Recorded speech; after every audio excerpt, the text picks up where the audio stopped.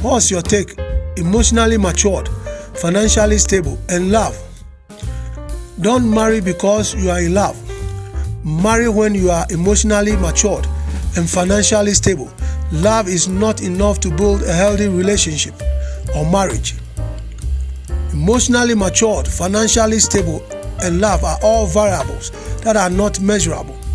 When can one say he or she is emotionally matured, financially stable, and in love? Human life for the other thrives on commitment, as it cannot survive on its own. But where do you draw the line between emotional biases and real life? Emotional maturity is definitely not by age. Age comes with wisdom if and only if we learn from our evaluated experiences. I know a senior citizen who divorced his wife and sends money to young women. Note, single young women who lives in different locations far from him.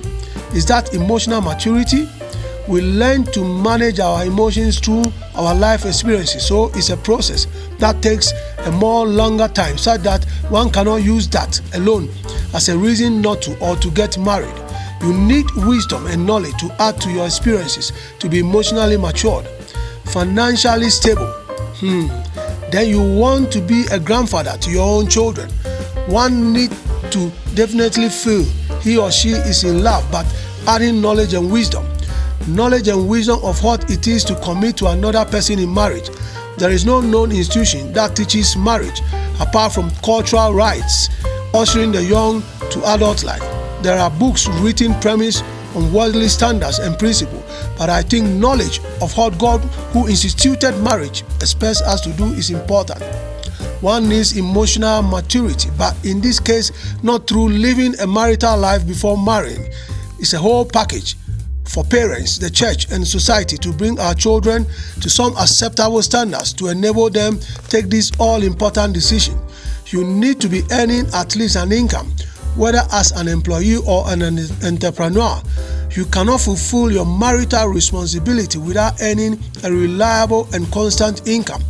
Above all, we need to pray for and with our children to take control of the spiritual well-being of their lives and their decisions. You need an admixture of these three variables, and don't forget the God factor. Marriage is about two people coming together as a team to solve problems they have never solved before. You cannot come into marriage with experience of marriage life. Just like no country asks for 5 or 10 years, etc. working experience before enlisting or recruiting prospective officers and men. No one asks for 5 or 10 years marriage experience before committing to the opposite sex in marriage. Whatever illicit relationship you might have had with the opposite sex is not marriage.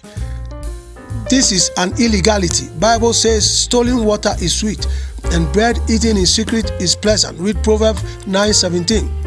This verse points out that sin tempts people by claiming that God is withholding good things from us. So we should defy his commands and enjoy what we want. Read Genesis 3:1-6. The imagery of stolen water and bread eaten in secret is meant to evoke the idea of something forbidden or taken through illicit means. Get my book, The Bridal Party. It serves as a guide for the married who are yet to commit to marriage. God bless you.